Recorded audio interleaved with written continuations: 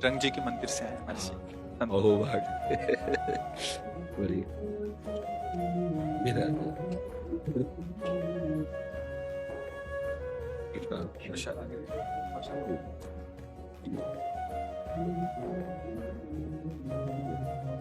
माला लाओ संत भगवान को माला, देखो आसन दो संत भगवान, लाओ संतों की पूजा करो माला।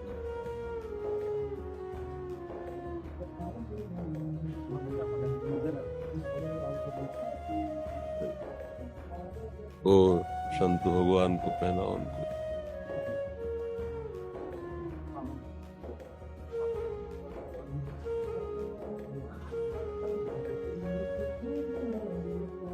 ऋषि, आप पूज्य संगन रंग देव जी के मंदिर से आए हैं, आप इस्कॉन से हैं। हमारे जी आप अयोध्या जी से आए हैं हमारे जी। हमारे जी आपके कोई आशीर्वचन प्रेरणा हमारे जी।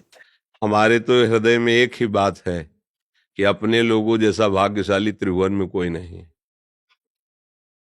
क्योंकि अपने लोगों को संसार की दासता से हटा करके भगवत दास कहलाने का सौभाग्य मिला है। हम श्री कृष्ण दास हैं, भगवान के दास हैं, भगवान के विविध नाम रूप हैं। बस इस सौभाग्य की सुरक्षा करनी है कि हम भगवत दास हैं। अब कोई साधारण व्यक्ति या साधारण जीव नहीं है, तो हमसे अब कोई साधारण काम होने भी नहीं चाहिए। असाधारण पदवी हमें मिली है।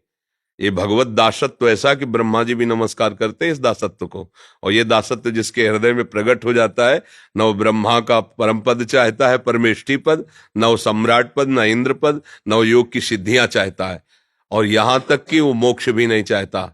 दीयमानम न गृह्णन्ति बिना मत सेवनम जना। बस इसकी रक्षा करना हमारा कर्तव्य है। क्या कर्तव्य है? निरंतर भगवत सुमिरन और सेवा। हरिदासत्व दो ही भाव में पुष्ट होता है, सेवा सुमिरन सावधान। साधु निरंतर सुमिरन परायण और भगवत सेवा की भावना से, इसी में परम सिद्धि है। आचार्य की, गुरुदेव की, वो संपूर्ण सृष्टि की भगवत भाव से सेवा करना और निरंतर तैल धारावत अखंड भजन का अभ्यास। क्योंकि गृहस्थ धर्म में यदि त्रुटि होती है तो उसके बहुत से कार्य हैं। भजन का अगर विक्षेप होता है तो कहीं तक वो बहुत ही दुलार का पात्र है, क्योंकि बहुत से कार्य उसके हैं।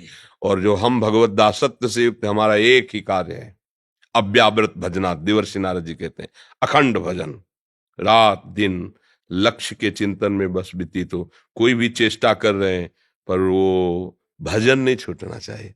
आंतरिक चिंतन, तद विस्मरणेन परम व्याकुलते, तदर्पिता अखिलाचारिता तद विस्मरणेन परम व्याकुल। जितने भी हमारे क्रियाएं आचरण हो वो भगवद अर्पित हो। भगवद अर्पित वही हो सकते हैं जो शास्त्र सम्मत है, और निरंतर भजन। यही जीवन का सार गुरुजनों से सीखा है कि जीवन का सार यही है, हमारी चेष्टाएं पवित्र हो, भगवद अर्पित हो, और चित्त वृत्ति भगवान के चिंतन में, अपने आराध्य देव के नाम रूप लीला गुणधाम के चिंतन में, तो जीवन कृतार्थ हो जाएगा।